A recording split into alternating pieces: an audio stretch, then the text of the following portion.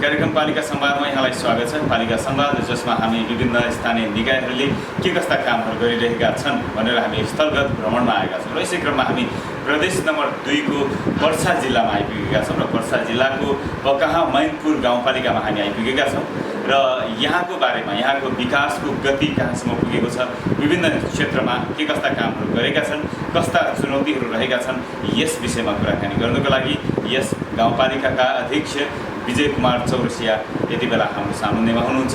म सबभन्दा पहिले त उहाँलाई स्वागत गर्न चाहन्छु। अध्यक्षज्यू यहाँलाई कार्यक्रममा स्वागत छ। धन्यवाद, नमस्कार।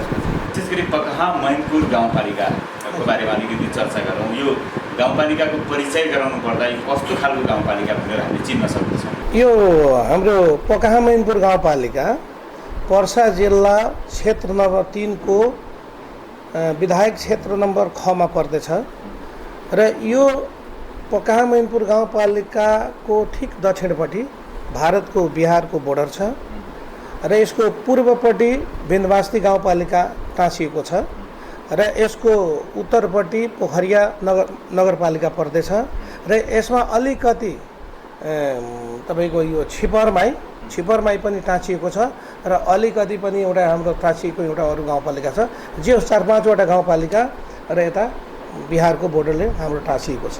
विशेष गरी सिमानासँग जोडिएको गाउँपालिका, सिमानासँग जोडिएको पालिका हुने बित्तिकै यहाँहरू चाहिँ एक किसिमले भन्यो भने देशको सीमा रक्षा गर्ने पालिका पनि भन्न सकिन्छ, किनभने यो कुराहरू धेरै उठिरहेका छन्।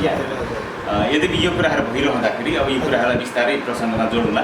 सबभन्दा पहिलो त यहाँ चाहिँ निर्वाचित भएर आउनुभन्दा अगाडिको पकहाँ मैनपुर जुन गाउँपालिका छ हजुर, त्यो र अहिले तपाईँले लगभग 3-4 काल बिताइसक्दाखेरि 3-4 वर्षको अन्तराल पहिलो कालमा बिताइरहँदाखेरिको अवस्था हजुर के जस्तो आउँदाखेरि कस्तो थियो र अहिले कतिसम्मको यहाँले परिवर्तन गर्न सम्भव हुनुभयो? हजुर, यस्तो छ, हाम्रो गाउँपालिकामा आउनुभन्दा अगाडि हामी पनि अब जो चुनावमा धेरै बच्चाहरू गरेर आएका छौँ। हाम्रो घोषणापत्र पनि छ। अब घोषणापत्र अनुसार हामी जे अहिले काम गरेका छौँ त्यो कुरा हामी भन्दै गर्छौँ एकछिनमा। तर यहाँ आउँदाखेरि हाम्रो गाउँको कनेक्टिभिटी राम्रो थिएन। एक गाउँबाट अर्को गाउँमा जाँदाखेरि हिल्लोमै थियो, पुरै पानी परेपछि तपाईँको मोटरसाइकल, तपाईँको ट्र्याक्टर, टायर, गाडाहरू जाने अवस्थामा थिएन, साइकलहरू पनि जाने अवस्थामा थिएन। तर अहिले मलाई के लाग्छ भने जता तपाईँ एक गाउँबाट अर्को गाउँमा हाम्रो 5 वटा वाडाहरू छन्। जुनसुकै गाउँमा जाँदाखेरि मलाई लाग्छ अहिले एकदम तपाईँको 2-3 मिनटभित्रमा 1-2 मिनटभित्र विदिन 5 मिनटको भित्रमा तपाईँ सबै गाउँपालिकामा जान सक्नुहुन्छ, प्रत्येक वाडामा जान सक्नुहुन्छ। र गाउँको भित्रमा पनि जुन गाउँ छ गाउँको भित्रमा जाँदा पनि मलाई लाग्छ कि करिब धेरै 60-70% भन्दा बढी नै भनौँ तपाईँको ढलान भइसकेको अवस्था छ, नाला बनिसकेको अवस्था छ, बन्ने क्रममा पनि छ। र हाम्रो जे जति पैसा पहिलाको पनि धेरै पैसाहरू विभिन्न कारणले गर्दा कोरोनाले गर्दाखेरि हामी विकास गर्न सक्ने अवस्था नभएर त्यही पैसा थन्केर अल्ल्या हामी गरेर करिब 7-8 करोड रुपियाँ अहिले हाम्रो विकासको पैसा छ। मलाई लाग्छ यो 4-5-6 महिनामा त्यो करिब सबै कम्प्लिट गर्छौँ भने धेरै परिवर्तन छ। अब अलिकति भौतिक पूर्वाधार र चाहिँ अन्य सडक पूर्वाधारहरूको चर्चा गर्नु पनि केही कुरा त आए। लगभग अब यहाँ चाहिँ कालोपत्री के कति गरियो, भित्री बाटोहरूमा होइन देखि लिएर भौतिक पूर्वाधारमा जस्तै पालिका भवनदेखि लिएर वडा भवनहरूदेखि लिएर अनि स्वास्थ्य चौकीहरूको निर्माण गर्ने खालका कुराहरू छन् प्रारम्भिक चरणमा। यी कुराहरूको कहाँसम्म चरणमा सम्पन्न? अब होइन, अब शिक्षा क्षेत्रमा कुनै पार्टिकुलर कुरा गर्दाखेरि ठिक हुन्छ। जस्तो हजुर अब स्वास्थ्यको क्षेत्रमा जाने हो कि शिक्षाको क्षेत्रमा जाने कि होइन? अब भौतिक पूर्वाधारमा कुरा गर्ने हो भने अब जस्तै पालिका भवन र वडा भवनहरूको होइन पालिका भवन, अब हाम्रो पालिका भवनमा पनि पैसा जति आउनुपर्ने हो मैले के सुनेको थिएँ। सबभन्दा ठुलो कुरा छ कि मैले यो चुनाव जसले पनि जितेको छन् होइन, र हाम्रो यो सङ्घीयता आएपछि जुन चुनाव भयो होइन, यो चुनाव भएपछि हाम्रो एउटा भिजन अर्कै थियो। सबै जति यो मेयरहरू, वाडा अध्यक्ष जो जित्नु भएको थियो पहिलादेखि पहिलाको जुन गाउँ विकास थियो नि, त्यो गाउँ विकासको जस्तै हाम्रो एउटा जो कन्सेप्ट थियो त्यस्तै होला, धेरै परिवर्तन हुँदैन। तर हामी यो पनि सुनेका थियौँ सिंह दरबार नै आउँछ, तर त्यो कुरा हामीसँग विश्वास थिएन। ऐन कानुनको कुरा केही थाहा थिएन। ऐन कानुन तपाईँको 30-40 वटा ऐन कानुन बनाउने, कार्यविधि बनाउने, यो के हो बुझ्दा हाम्रो 3-4 वर्ष यस्तै गइसक्यो हो। अब बल्ल बुझेका छौँ अब यो यस्तो हुन्छ त्यस्तो हुन्छ। अब त्यो क्रममा पनि हामी अल्झ्यौँ र सङ्घ सरकारले पनि धेरै कुरा अल्झाइदियो। अब प्रशासकीय प्रमुखको कुरा गर्ने हो भने सुरुमा प्रशासकीय प्रमुख एउटा हिरा भूषाल आउनुभयो, गजब राम्रो, खुब राम्रो काम गर्नुभयो। त्यसपछि हाम्रो छवि रमनजी आउनुभयो। छवि रमन सर पनि आउँदाखेरि उहाँ आउने बित्तिकै यहाँ लफडा भयो। लफडा भन्दाखेरि मतलब विभिन्न किसिमका यो गाउँपालिका भ्रष्टाचारी यो हो त्यो, त्यसमा वार गरियो उहाँमाथि। वार गरेपछि उहाँ पनि 2-3 महिना नटिकिकन उहाँ चुपचाप नै सरुवा गराएर जानुभयो। त्यसपछि हाम्रो यहाँ 2-3 जना फेरि आउनुभयो। उहाँहरू आएपछि हाम्रो यहाँ तपाईँ पेन्डुलम बन्यो गाउँपालिका नै पेन्डुलम बन्ने अवस्था भयो। उहाँहरूको आफ्नो जुन क्लियर एउटा भिजन हुनुपर्ने त्यो भिजन हाम्रो प्रशासकीय प्रमुखसँग मैले देखेन। नदेखिनुको कारणले गर्दा कुन स्पिडमा जाने हो ऐन कानुनको कुरा पनि त्यति उहाँहरू बताउन सक्नु भएन। खै अध्ययनै नभएर हो कि जानकारी नभएर हो कि नयाँ भएर हो। अब उहाँहरू नभएपछि हामी त के गर्ने, हामी त झनै अब नयाँ नयाँ मान्छे पर्यो। त्यो हिसाबले पनि जुन गतिमा जुन स्पिडमा हामी दौड्नुपर्ने हो, जुन स्पिडमा विकास गर्नुपर्ने हो त्यो विकास पनि गर्न सकेन। यो मेरो कारण पनि होइन, यो सिचुएसन त्यस्तै बन्यो कि फ्रिज हुने बाध्यतावश गयो। तर भौतिक संरचना यहाँ धेरै बनेको छ। म भर्खर भने धेरै बाटोको व्यवस्था भर्खर आउनुभयो। तपाईँ यो ढलान हेर्नुभएको छ। यो तपाईँ गाउँमा जाँदाखेरि जताततै पुरै गली गलीमा ढलान गराइसकेका छौँ। वार्ड नम्बर 1 मा जानुहोस्, तपाईँको मलाई लाग्छ त्यहाँ त 80% ढलान र नला भइसक्यो। कालो पत्र पनि बनाएका छौँ हामी। 1 करोडको बजेटमा हाम्रो तपाईँको धोरेबाट यहाँ मधुबनी चौक छ, यहाँसम्म करिब करिब कालो पत्र पनि बनेको छ। र स्कुल पनि हेर्दै हुनुहुन्छ, स्कुलमा केही थिएन। स्कुलमा भौतिक संरचना यत्रो दयनीय अवस्थामा थियो। यो जे पनि अहिले रङ रोगन भौतिक संरचना हाम्रो श्री रामचरित्र भगतमा हजुर आउँदाखेरि हेर्नुभएको होला। त्यो जे म नै गरेको छु। ठाउँ ठाउँमा जस्तै एउटा सबैठुवामा छ, सबैठुवामा तपाईँको 5 कक्षा ठुलो गाउँ, त्यहाँ हामी माविसम्म सञ्चालन गर्न सक्छौँ। रुमै थिएन। त्यहाँ पनि मैले करिब 80-90 लाख रुपियाँको लगानीमा दरो किसिमको मलाई लाग्छ भूकम्पबाट पनि 8 रिएक्टर 7.5 रिएक्टरको पनि प्रतिरोध गर्ने खालको मैले भवन जोस् राम्रो बनाएका छौँ। भौतिक संरचनामा करिब राम्रो छ। तर पुरै मैले विकास जस्तो मेरो माइन्डमा थियो त्यो अनुसार सिचुएसन नबनेको हुनाले मेरो जस्तो भिजन थियो, विभिन्न कारण राजनीतिक प्रेसर, आन्दोलन पनि भएको छ, ताला हान्ने काम भएको छ, डिस्टर्बेन्स पनि पैदा भइरहेको छ। मुद्दाको कुरा गर्नु मुद्दाको च्याङ छ हामीमाथि, तर एउटा मुद्दामाथि पनि हामीमा कुनै दोष मैले अहिलेसम्म अदालतले पनि देखाउन सकेको छैन। तपाईँको 3 वर्ष अख्तियारमा पनि हाम्रो कागज गएको छ। अहिलेसम्म पनि अख्तियारको कसैले पनि यिनीहरू यस्तो भ्रष्टाचारी त्यस्तो भन्न सक्ने अवस्था छैन। अब अलिकति शिक्षामा केन्द्रित भएको कुरा हो, किनभने तपाईँ शिक्षाको ब्याकग्राउन्डबाट हजुर धेरै वर्ष शिक्षामा व्यतीत गर्नुभयो। हजुर एउटा शिक्षक भनेको विद्यार्थीलाई सही बाटो देखाउने त्यस्तो व्यक्ति यहाँ गाउँपालिका अध्यक्ष भएर आउँदाखेरि डेफिनेटली समाजको लागि पनि एउटा चाहिँ बाटो देखाउन सक्ने पक्कै पनि भिजनमा हुनुहुन्छ। भनेदेखि शिक्षामा यहाँले जब जनता शिक्षित हुन्छ तब धेरै कुराहरू बुझाउन सजिलो पनि हुन्छ। अनि शिक्षाको वृद्धिको निम्ति या चाहिँ स्तर उन्नतिको निम्ति अरू के कस्ता कामहरू गर्नुभयो, कस्ता योजना ल्याउनुभयो विद्यार्थीहरूको निम्ति? सबभन्दा पहिला जुन स्कुलमा विद्यार्थीहरू पढ्छन् त्यो सबैभन्दा पहिला त्यहाँको भौतिक संरचना कस्तो छ। भौतिक संरचनामा तपाईँको रुम आउँछ, डेस्क बेन्चहरू आउँछ, ब्ल्याक बोर्डहरू आउँछ। म करिब सब स्कुलमा यसको व्यवस्था गरिसकेको। म आएपछि धेरै व्यवस्था गरेको छु। डेस्क बेन्चको पनि व्यवस्था गरेको छु। र यो पङ्खा गर्मीमा बच्चालाई पढ्न अप्ठ्यारो हुन्छ भन्ने हिसाबले म पङ्खा पनि ल्याएर राखेको छु। कति स्कुलमा मैले पङ्खा दिइसकेको छु। तर मैले जति स्कुलमा आवश्यकता अनुसारको मैले पङ्खा यो गर्मीमा अब स्कुल हाम्रो 2-3 दिनपछि खुल्दैछ अनि त्यसमा म सबका सब म पङ्खा डिस्ट्रिब्युट गरेर पङ्खा सबै विद्यार्थीलाई हावा खाने गरी हिसाबले मैले त्यो डिस्ट्रिब्युट गर्छु। र यहाँ शिक्षाको जुन कुरा छ, पढाइको जुन कुरा छ, पढाइको कुरामा एउटा सबभन्दा ठुलो कुरा शिक्षक राम्रो चाहिन्छ। शिक्षक नभए जस्तै मानौ कि पहिलादेखि नै हाम्रो स्कुलमा एउटा कक्षा चलिरहेछ 5 सम्म, तर टिचर एउटा छन्। 5 कक्षामा टिचर एउटा छन्। त्यो कसरी पढाउँछन् एकजना टिचर सम्भव छैन। कमसेकम 5 सम्म चलेको कक्षामा 5 वटा टिचर चाहियो। जहाँ निमावि चलेका छन् 8 कक्षासम्म चलेका छन् त्यहाँ कमसेकम 8-9 वटा टिचर छन्। त्यहाँ टिचरको सङ्ख्या छैन, पहिलादेखि नै छैन। जसले गर्दाखेरि मैले यो के भनिन्छ स्वयं सेवक शिक्षकको हिसाबले अलिअलि तलब भाता दिएर 15-20 हजारको तलब दिएर पनि मैले करिब 16-17 जना टिचरको भ्याकेन्सी गरेर मैले त्यहाँ टिचर भर्ना गरेको छु। तर बच्चाहरूको पढाइको लागि शिक्षक व्यवस्थापनको लागि मैले कुनै पनि कसर अहिलेसम्म छोडेको छैन। यो स्कुलमा श्री रामचरित्र भगतमा मैले सीसी क्यामेराको पनि व्यवस्था गरिसकेको छु। त्यहाँ तपाईँको यो 10 कक्षा पास गरिसकेपछि सिभिल इन्जिनियरिङ डिप्लोमा सिभिल इन्जिनियरिङको लागि हामी प्राप्त गरिसकेका छौँ। अब माथिबाट जुन दिन आदेश आउँछ त्यो दिनदेखि हाम्रो सञ्चालन हुन्छ। त्यसको जति 50 लाखको जति के सामान किन्नुपर्ने के गर्नुपर्ने सबै सामान आइसकेको छ। जुन हामी प्र्याक्टिकल गर्छौँ त्यो प्र्याक्टिकलको पनि आइटम भइसकेका छन् र त्यसको लागि शिक्षकको लागि कति पैसा छुट्याउनु पर्ने मैले हेड सरसँग समन्वय गर्दैछु। सर यो सिभिल इन्जिनियरिङको लागि कति पैसा चाहिन्छ शिक्षकको लागि, त्यो पैसा पनि म दिन म तयार छु। 10 लाख 15 लाख कति खर्च लाग्छ त्यो त पैसा छैन, त्यो पैसा पनि दिने तयारमा छु। र 10+2 सञ्चालन गर्नको लागि टिचरको 1-2टा खाँचो छ, त्यो पनि म भर्खर मैले अहिले गरेको छु। रेडबुकमा 25,000 को दलले चाहे 30,000 को दलले एउटा शिक्षक थप्नु पर्नेछ लेखा पढाउनको लागि, त्यसको पनि म व्यवस्थापन गरिसकेको छु। र छात्राहरूको लागि सेफ्टी प्याडको लागि जहाँ हाम्रो जति मिस भएका हाम्रो बहिनीहरू छन् छात्राहरू छन् उनीहरूको लागि सेफ्टी प्याडको पनि म ठाउँ स्कुलमा यहाँ अरू जहाँ त्यस्ता सिम्टम्सहरू देखेको छ त्यहाँ यहाँ सेफ्टी प्याड पनि पुरा रूपमा उसले के अरे मैले व्यवस्थापन गरेको छु। र यो महिला एउटा के भनिन्छ नर्स पनि हाम्रो स्कुलमा आइसक्नु भएको छ, उहाँको पनि व्यवस्थापन त्यो भइराखेको छ।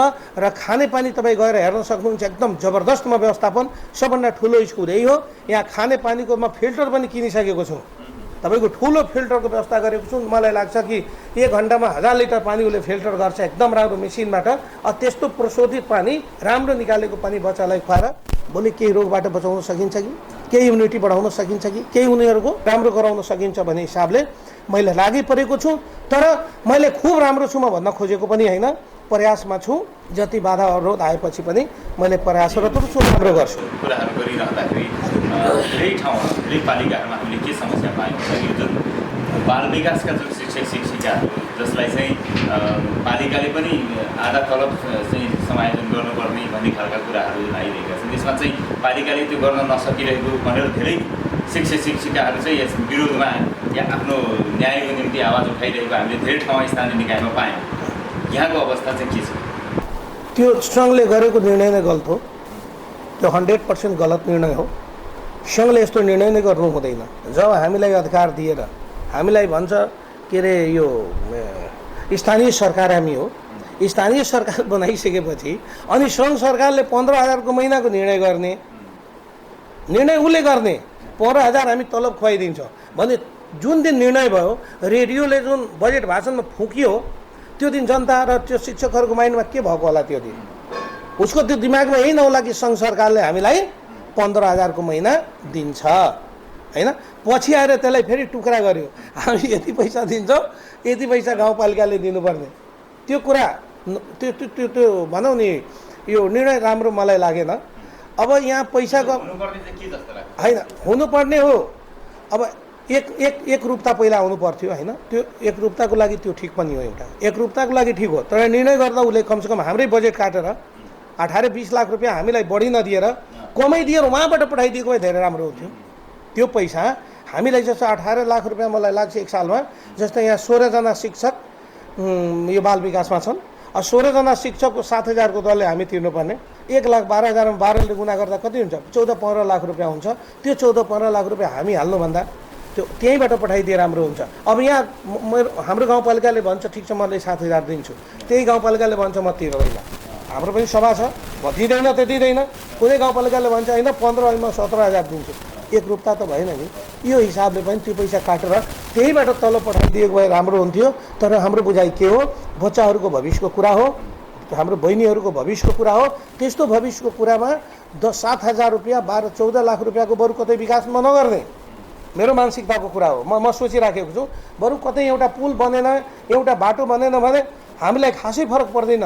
तर कहीँ 15,000 रुपियाँ तलब पुर्याइदियो अनि मैले त्यसलाई 13,000 रुपियाँ तलब दिएँ भने 2,000 रुपियाँ उसलाई हन्ट गर्छ कि त्यहाँ 15 पाएको छु मैले यसले 13 दिएको छ, यो राम्रो कुरा छैन, उसले राम्रो एजुकेसन दिन सक्दैन। किनभने त्यो 24 घन्टा त्यो माइन्डमा टर्चर गर्छ। 2,000 रुपियाँ गाउँपालिकाले खाइदियो।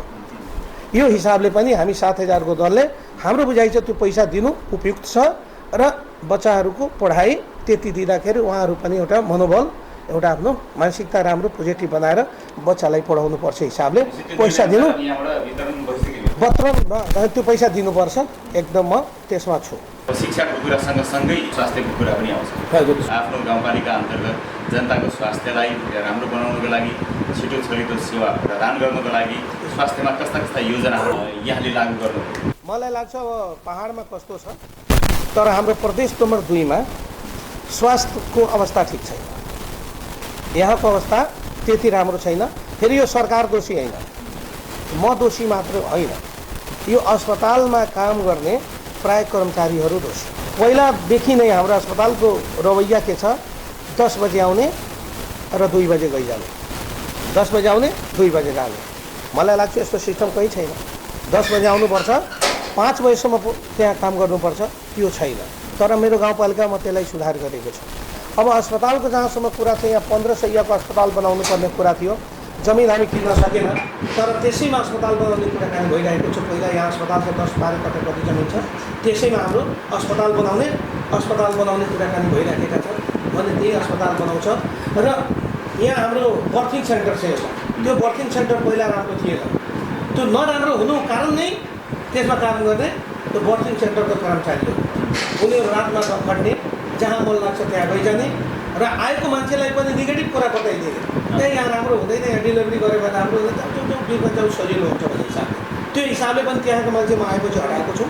हटाएर उता 2 जना बहिनी हाम्रो त्यो पहाडी समुदायको नै हुनुहुन्छ, उहाँलाई जसोतसो मैले तानेर ल्याएर उहाँलाई डोर हाजिरमा दैनिक जालामा राखेर मैले 1.5 वर्षदेखि उहाँसँग काम गराइराखेको छु। त्यहाँ सरसफाइ गर्ने त्यो हुन्छ स्टुडेन्ट सरसफाइ गर्ने त्यो भने सहयोगी थिएन, 2टा मैले त्यहाँ भर्ना गरेको छु। र जे होस् अहिले त्यहाँको बर्थिङ सेन्टरको जुन रेन्ज छ, जुन ग्राफ छ, त्यो बहुत एकदम राम्रो, जो 45 भन्दा पनि माथि गइराखेको अवस्था छ। औषधिको कुरा गर्ने, मैले औषधि पनि किनेर त्यहाँ दिने राखेको छु, सबै चिज किनेर दिइराखेको छु। तर पहिलाको रवैया जुन थियो, त्यो डाक्टर साहबहरूको केही डाक्टर साहबहरूको जो रवैया छ, यस टाइममा अफिसमा जाने, टाइमभन्दा अगाडि नआइदिने, त्यो राम्रो छैन। त्यो पनि अहिलेसम्म मैले जति कन्ट्रोल गर्नुपर्ने त्यो म कन्ट्रोल गर्न सकेको छैन। तर त्यस्ता कमजोर मान्छे, जो मान्छे अस्पतालमा काम गर्न चाहँदैन, जो अस्पतालमा हाम्रो बहिनी भाइ दिदी बहिनीहरूलाई राम्रो उपचार गर्न चाहँदैन र अस्पताललाई कमजोर बनाउन चाहन्छ भने त्यसलाई पनि हामी छोड्न होला अवस्थामा अहिलेमा अब छैन। साथै यहाँ एम्बुलेन्स 2टा छ, 2टा एम्बुलेन्सलाई मैले यो पुरा कोरोना भरि जेसुकै हुन्छ सबैको लागि गरिब जनताको लागि फ्री गरेको छु। र कोही धनाढ्य मान्छेहरू छ, राम्रा मान्छे छ, उसले यदि पैसा केही दिएका छन् भने 800 रुपियाँ हाम्रो भाडा हो यहाँदेखि विगत, त्यो पैसा कसै जसले इच्छुक छ दिएको छ भने लिइदिनु परेको छ, नत्र प्रायः सबैलाई 2टा एम्बुलेन्स मैले फ्री गरेको छु। साथै एमबिबिएस डक्टरको मैले यहाँ व्यवस्था गरेको छु, एमबिबिएस डक्टर पनि छ। तर हाम्रो एकाउन्टेन्टको कारणले गर्दा यहाँ ल्याबहरूको सञ्चालन हुन सकेको छैन। मलाई लाग्छ 2-3 दिनभित्रमा ल्याब सञ्चालन पनि गर्छु। र यहाँ जति पनि पेसेन्टहरू आउँछ खुन रगत चेक गर्नको लागि, पहिले चेक गर्नको लागि मिनिमम रेट भनेको भनौँ नियरली इक्वल टु जिरो, एकदम कमभन्दा कम। जुन चिज 500 मा आउँछ त्यसलाई 20-25 रुपियाँ, 10 रुपियाँमा। बरु गाउँपालिकाबाट 10-20 लाख रुपियाँ जाओस् स्वास्थ्यमा कुनै मतलब छैन, किनभने त्यसले गर्दाखेरि एउटा गरिब जनता जसको घरमा खाना छैन, चेक गराउनको लागि पैसा छैन, सायद भोलि उपचार गराएर केही उसलाई सुख शान्ति पायो भने त्यो मेरो लागि सबभन्दा ठुलो धर्मको कुरा हुन्छ। फेरि यति मात्र होइन, त्यो अस्पतालमा अहिले जति पनि अस्पतालहरू हामी खोलेका छौँ, सबै अस्पतालमा हामी अरू जो औषधिको व्यवस्था गरेका छौँ, हाम्रो अनुगमन पनि भइराखेका छौँ, त्यहाँबाट फल पनि आइराखेका छ, त्यसलाई हामी सुधार्ने क्रममा छौँ। तर सबभन्दा अप्ठ्यारो कुरा के छ, हामी नयाँ जुन छौँ अहिले पनि म नयाँ महसुस गरेको छु। म पुरै पर्फेक्ट भएको छैन, मैले सिक्ने क्रममा छु, तर अन्दाज करिब भइसकेको छ, कहाँ कस्तो गर्नुपर्छ भन्ने हिसाबले पनि हामी गइराखेका छौँ। अहिले जो ठिक छ, मलाई लाग्छ 1-2 महिनाभित्रमा आउने एकाउन्टेन्ट साहब आउनुहुन्छ। अब त्यहाँ जस्तै एक्सरे मसिन मैले किन्नको लागि माइन्ड गरिसकेको छु। सकभर मिनिमम खर्चमा पनि यहाँ डाक्टरबाट के अरे सेवा सुविधा उपलब्ध गराउने म पक्षमा छु। कोरोनाको कुरा गर्नुहुन्छ भने हाम्रो आइसोलेसन व्यवस्थापन अहिले पनि छ, यो थर्ड फेज आउन सक्छ भने, तेस्रो आउन सक्छ भन्ने हिसाबले अहिले पनि कोरोनाको लागि हामी 26 बेड हामी तयार पोजिसनमा छौँ, सबै ठिक छ। अक्सिजनको पनि एकदम पोजिसन हाम्रो राम्रो छ, जति चाहियो अक्सिजन पनि हामी राखेका छौँ। र यो कोरोनाको समयमा गाउँमा कोरोनाबाट बाँच्नको लागि अब कोरोनाको एक्ज्याक्ट दबाई हो होइन, हाम्रो वीरगञ्ज महानगरपालिकाले जुन योजना बनायो, जस्तै के औषधि दिँदाखेरि सुरुमै सिम्टम्स देखेपछि त्यस्तो औषधि दिँदा मान्छे उठ्थ्यो, धेरै लाइफ बचाउन सक्ने अवस्था थियो। त्यस्तो पनि हामी 20 डोज 30 डोजको हिसाबले प्रत्येक बाटोमा औषधि पठाएर हामी धेरै ठाउँमा पनि मान्छेलाई बचाउन प्रयास गरेका छौँ। यहाँसम्म कि कोरोनाको घरमा म 12 बजे रातमा पनि गएर मैले त्यो कोरोनाको व्यक्तिसँग कुराकानी गरेर आफ्नो सल्लाह दिएर कुरा के हुन्छ भने त्यसको कोरोना पेसेन्टसँग हामी घरमा गएर भेट्दाखेरि एउटा आत्मबल बढ्छ कि हाम्रो गाउँपालिका प्रमुख भएको छ, अब कोरोनाले मलाई मार्न सक्दैन भन्ने हिसाबले पनि त्यो मान्छेको इनर्जी एउटा इम्युनिटी बढ्दो रहेछ। त्यसबाट पनि हामी धेरै प्रयास गरेका छौँ। मलाई आफै 2 पटक कोरोना भइसक्यो, तर यो कुरा मैले डरले कसैलाई भनेर, मलाई थाहा छ कोरोना छ, म पुरै सेफ्टी अप्नाएँ। घर परिवारलाई पनि कतै जान दिएन मैले। मेरो घरको बुढी छोरा त्यो छोरी सबैलाई कोरोना भयो। गन्दै लगाएपछि त कोरोना भइसक्यो नि। अनि त्यो सबै थाहा पाएर तर मैले के गराएन, म औषधि खाँदै गएँ, सब गरेँ, तर भित्र ठिक भएपछि म ठ्याक्कै 1 महिनापछि कोरोना टेस्ट गराउँदाखेरि मेरो नेगेटिभ हो, म ठिक छु। तपाईँ त साइन्सको पनि विद्यार्थी प्लस आयुर्वेदमा पनि राम्रो नलेज राख्नुहुन्छ। अनि यो आयुर्वेदको अभिवृद्धिको निम्ति, आयुर्वेदलाई चाहिँ अगाडि बढाउनको निम्ति पालिका स्तरीय केही गर्ने सोच बनाउनु भएको छ? गाउँको मान्छे आयुर्वेद र एलोप्याथी यसमा डिफ्रेन्सेस छुट्याउनको लागि बौद्धिकता धेरै चाहिन्छ। जस्तै अहिले आयुर्वेद तपाईँ खानुहोस्, 10 दिन खानुहोस्, त्यसको इफेक्ट जुन छ बिस्तारै बिस्तारै हुन्छ। तर अहिले मान्छेको के छ, अहिले ट्याब्लेट खाने बित्तिकै हाम्रो ज्वरो जानुपर्छ, अहिले औषधि सुई लिने बित्तिकै मेरो यो चिज ठिक हुनुपर्छ। त्यो मलाई लाग्छ आयुर्वेदमा त्यति फास्ट ट्रिटमेन्ट कहीँ छैन, छ स्लो मोसनमा छ, बिस्तारै बिस्तारै छ। आयुर्वेदले तपाईँको हाम्रो सिस्टम 9वटा छ, त्यो 9वटा सिस्टमलाई राम्रो गर्ने हो। हामी योगा गर्दाखेरि आखिर हुन्छ के, तपाईँको हाम्रो शरीरमा भएको अर्बौँको सङ्ख्यामा जुन सेलहरू छन् त्यो सेल सब सिस्टममा छ, राम्रो छ। जस्तै एउटा घर छ, त्यो घरमा हामी विभिन्न किसिमका सामान फालेका छौँ, तर त्यही डेकोरेट गर्ने मान्छेलाई बोलाइदियो भने, त्यो सामानलाई राम्ररी सजाइदियो भने घर कति राम्रो देखिन्छ। बस हाम्रो बडीको पनि फङ्सन त्यस्तै हो, सिस्टम त्यस्तै हो। हाम्रो शरीरमा भएका सेलहरू सिस्टमेटिक छ, 9वटा सिस्टम राम्रो काम गरेको छ भने यु आर हेल्दी। तर 9वटा सिस्टमले काम गरेन भने हामी हेल्दी मान्छे होइन। भने आयुर्वेदले हाम्रो सिस्टमलाई ठिक गर्ने हो, तर सिस्टम बिस्तारै बिस्तारै ठिक हुन्छ, लास्टमा यति स्ट्रङ गरिदिन्छ कि भोलि हामी जय जय हुन्छ, सबभन्दा राम्रो हुन्छ। भने त्यो कुरा यहाँ बुझाउन धेरै गाह्रो छ। यहाँसम्म कि अर्ग्यानिक मल हामी कुनै ल्याएर हामी दियौँ भने त्यसको इफेक्ट कम छ, र फर्टिलाइजर केमिकल फर्टिलाइजरको इफेक्ट चाँडै हुन्छ। अहिले पनि यो केही काम गर्ने, यसको कामै छैन भन्ने हिसाबले जुन रेसियोमा जानुपर्ने त्यस्ता अहिले मैले गर्न सक्यो खासै आयुर्वेदमा छैन। तर योगाको कुरा म बताउँछु जनताहरूलाई, योगा यस्तो गरेपछि यस्तो हुन्छ। जस्तो अहिले रुगाखोकी लाग्दाखेरि हल्दी बेसार छ नि, बेसार पानी, यो अरू के पात मिसाएर तुलसीको पात, त्यो पनि त आयुर्वेद हो।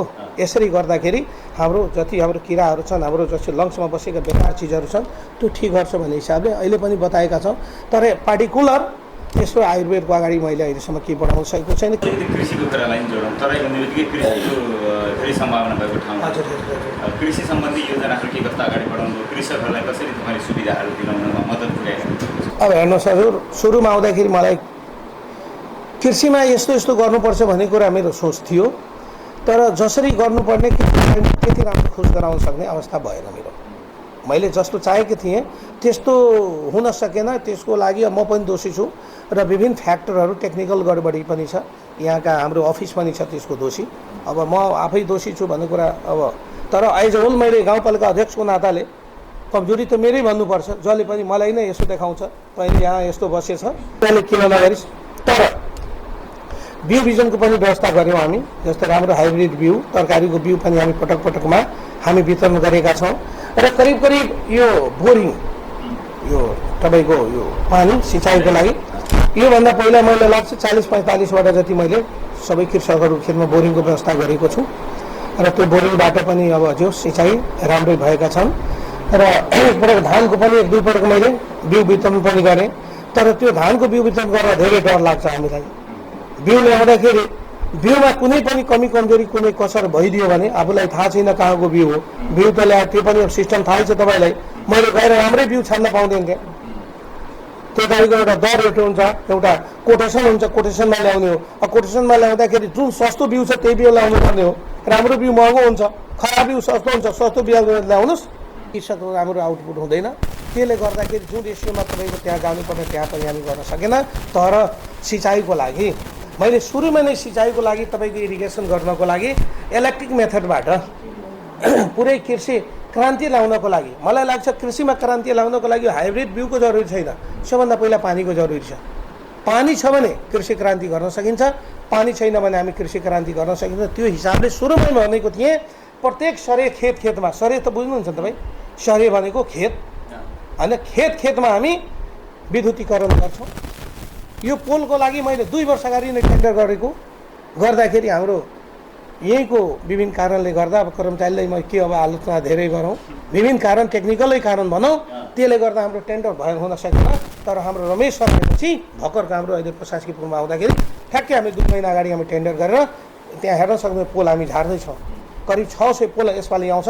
फेरि यो नयाँमा करिब 300 पोलमा 800 साढे 800 पोल आउँछ। हामी 40 किलोमिटर जस्तै एउटा one पोल टु अदर पोलको डिस्टेन्स तपाईँ 40 मिटरमा पनि राख्यो भने तपाईँको 800 पोलमा कति हुन्छ? 8 चौका 32,000 मिटर हाम्रो पोलिङ हुन्छ। भनेको अर्थ हाम्रो गाउँपालिकाको जति खेतहरू छन् सबैमा यसपालि मैले पोल गाडेर तार म पुर्याइदिन्छु र तार पुर्याइसकेपछि ठाउँ त्यही लाइनमा हामी बोरिङको व्यवस्था गर्छौँ र कृषि मिटरको व्यवस्था गरेर तपाईँको जुन सिँचाइ तपाईँको 5,000मा 4,000मा हुन्छ 1 बिघा, त्यो सिँचाइ मैले करिब 100-150मा गर्छु।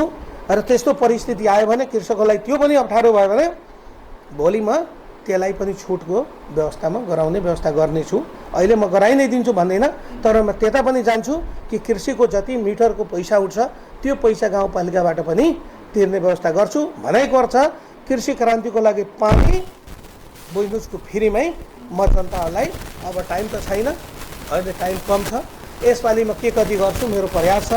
यदि जनताहरू फेरि चाहनुभयो भने भोलि आउने दिनमा यो कुरालाई मेरो सपना छ म कम्प्लिट गरिदिन्छु, मेरो एकदम भिजन छ म कम्प्लिट गरिदिन्छु। अब पोल गाड्ने, अब यो धान काटेपछि मैले सबै क्षेत्रमा म तपाईँको यो पोल गाड्ने काम र यो पानी सिँचाइको व्यवस्थापनमा म लाग्नेछु। यो विभिन्न कुराकानी र यो विचारको लागि धन्यवाद। र अन्त्यमा मेगा टेलिभिजन हेरेर बस्नुहुने दर्शकलाई के भन्न चाहनुहुन्छ? म हेल्थ इज वेल्थ, म सबभन्दा पहिला अहिले कोरोनाको अहिले पनि कोरोना गएको छैन। म हाम्रो जति दर्शक वृन्दहरू हुनुहुन्छ, हाम्रो जति आदरणीय प्रिय दाइ भाइ दिदी बहिनीहरू हुन्छ, हाम्रो गाउँपालिका प्रदेश देशभरिको नै कुरा गरौँ, सबै हाम्रै आफ्नै हुन्।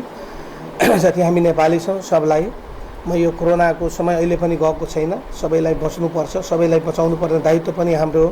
यसकारण कोरोनाबाट बचाउँ र कोरोनाको सरकारले जुन निर्देशन भनेको दिएको छ अहिले पनि मास्कको प्रयोग गरौँ, सेनिटाइजरको प्रयोग गरौँ, सोशल डिस्टेन्सको प्रयोग गरौँ। एक ठाउँबाट जस्तै एक देशबाट अर्को देशमा जाँदा त्यो बुद्धि पुर्याएर एकदम जे होस् एकदम विचार पुर्याएर नै जानुपर्ने अवस्था छ। नत्र भने त्यहाँको कोरोना नयाँ भेरिएन्टहरू आएका छन्, त्यस्तो फेरि नेपालमा आइदियो भने दोष हामी नै हो, हाम्रै दिदी बहिनीहरू हाम्रै आफन्तहरू नै जाने हो। यो हिसाबले पनि त्यसमा एउटा बच्नुपर्ने अवस्था छ। र अहिले फेरि हाम्रो के आउँदैछ, दसैँ तिहार पनि आउँदैछ, छठ पनि आउँदैछ होइन, यो त्यसमा पनि धेरै भिड नगरिदिउँ, भिड भडका नगरिदिउँ। त्यसले गर्दा पनि कोरोनाको महामारी बढ्ने अवस्था छ। जे होस् एज अ होलमा सबै सुरक्षित राखुन्, हाम्रो पशुपतिनाथले सबैलाई राम्रो बनाइराखुन्, कसैलाई दुःख सुख नहोस्, सबलाई जय जय होस्, राम्रो होस्, यही मेरो जे होस् शुभकामना छ। साथै यो दसैँ तिहार र छठको उपलक्ष्यमा पनि हाम्रो यो सम्पूर्ण गाउँपालिकादेखि प्रदेश समेत म गाउँपालिका राष्ट्रिय महासङ्घ प्रदेश नम्बर 2 को अध्यक्ष पनि हो। यो प्रदेश नम्बर 2 को म गाउँपालिका राष्ट्रिय महासङ्घको पनि अध्यक्ष हो। म यो गाउँपालिका प्रमुखहरूको चुनावमा म अध्यक्ष पाएको छु। अब त्यो नाताले पनि प्रदेशदेखि नेपाल अधिराजभरिमा जो जति हाम्रो दाइ भाइ दिदी बहिनीहरू सम्पूर्ण तपाईँको टिम जति आउनुभएछ, तपाईँको टिममा जे जति कनेक्टिभिटीहरू छन्, जो जति साथीहरू हुनुहुन्छ, सबलाई हाम्रो तर्फबाट गाउँपालिकाको तर्फबाट सबैलाई हाम्रो भगवान्ले, हाम्रो पशुपतिनाथले, हाम्रो यहाँको उपस्थित हुने जति दुर्गामा हुनुहुन्छ सबैजनाले सबैको उत्तर प्रगतिको कल्याण गरोस्, राम्रो गरोस् र कोरोनालाई को भाइरस ब्याक्टेरिया जति छ सबलाई सखाप गरौँ, सबै सुखी समृद्ध नेपाल होस् भन्ने हाम्रो यही चाहना छ। हस्त धन्यवाद, नमस्कार। कार्यक्रम पालिका संवाद यहाँले हेरिहाल्नुभयो र पालिका संवादमा हामीले चर्चा गऱ्यौँ आज विशेष गरी पकाहा मैनपुर गाउँपालिकाको बारेमा र यहाँको चौतर्फी विकासमा प्रयास गर्दै पनि कति कुराहरू नयाँ भएको कारणले गर्दाखेरि सिक्दै गर्दै जानुपर्ने अवस्थाले गर्दाखेरि कतिौँ वर्षहरू हाम्रो त्यत्तिकै गएको जस्तो भए तापनि अब हामीले धेरै कुराहरू बुझिसक्यौँ र कसरी काम गर्नुपर्छ, सिस्टम के हो र के गर्न सक्छौँ भन्ने कुराहरू बुझिसकेर अब चाहिँ तीव्र गतिमा हामी काम गर्छौँ भन्ने खालका कुराहरू गर्नुभयो र कार्यकाल पनि सकिँदैछ। अर्को कार्यकाल फेरि पनि उहाँले सेवा गर्ने मौका पाउनुभयो भने सायद अब अर्को कार्यकालमा अझै तीव्रता पाउनुहुनेछ काममा र विकासको क्रम तीव्र रूपमा अगाडि बढ्नेछ र पकाहा मैनपुर गाउँपालिका विकासको गतिमा अगाडि बढ्नेछ भन्ने हामीले आशा लिएका छौँ। यिनै कुराकानीको साथमा कार्यक्रम पालिका संवादबाट अहिलेको लागि म राजु श्रेष्ठ पनि बिदा हुन चाहन्छु। हस्त।